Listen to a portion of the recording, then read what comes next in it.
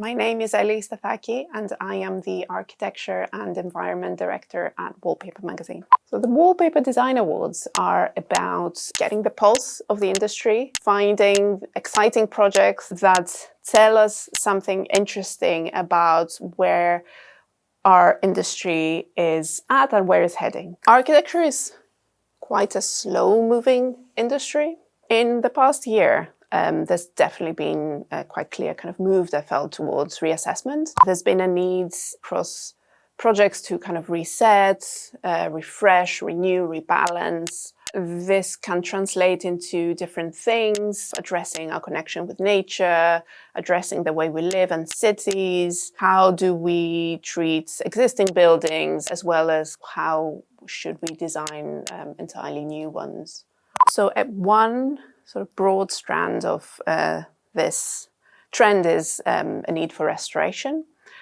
This can be applied to both kind of humans and the planet. When it comes to us specifically, I think we kind of sometimes do have this need to kind of retreat and kind of restore. It has to do with wellness. It has to do with connection with nature. It has to do with perhaps taking a moment and slowing down, cocooning a little bit. So one of the projects we chose to award this year is a private retreat on the east coast of Canada. It's called El Aleph, and it's designed by Brian McKay-Lyons. It's a pretty extraordinary structure. It's very simple, but it's also very impactful. It sits in a very sort of wild, natural, elemental landscape.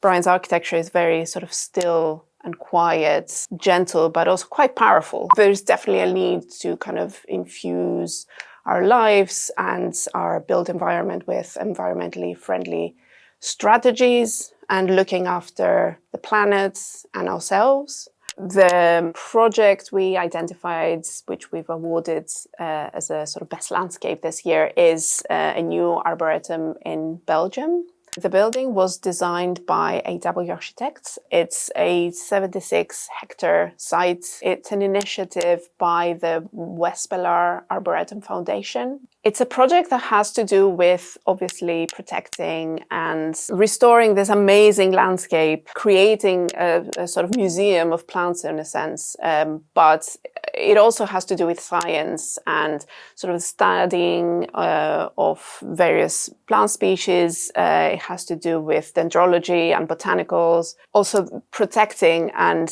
preserving this bit of nature and studying it for the future.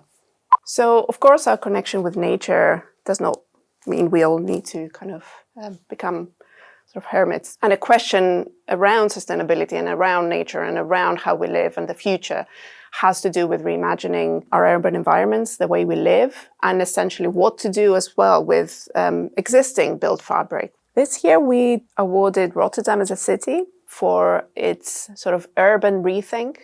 There are several initiatives and projects going on there at the moment. A constellation of initiatives and action that speak to this trend about how should we be shaping our cities for the future. Obviously looking after the people who live there, but also its wildlife, its nature. It's about rewilding and making sure that sort of a big area, big part of the city, which used to be its industrial port, is now redesigned and kind of seamlessly connected with the city and is kind of rewilded.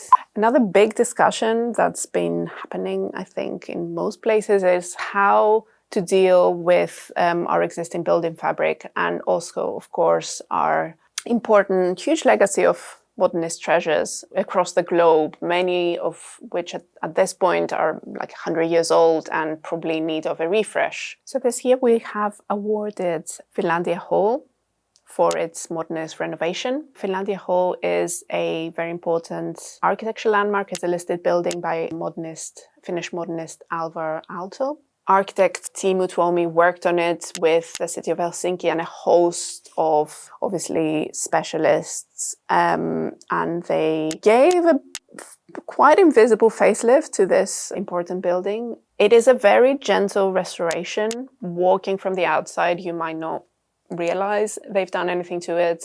probably, although they've cleaned up the marbles, and they have also changed quite drastically a lot of its sort of technical systems to make sure that it operates in the best way, in the most efficient way in terms of its energy use. As part of our looking into cities and our built environment, we also highlight the efforts of Limbo Accra and their new Limbo Museum. The new Limbo Museum in Accra has a host of programs and events to extend the practice of Limbo Accra into unfinished projects, into these contemporary ruins, as they call them, and with it kind of inspire conversations about how we deal with our existing urban fabric and what opportunities are there, what discussions can spring out of these buildings which may seem unused but have so much potential.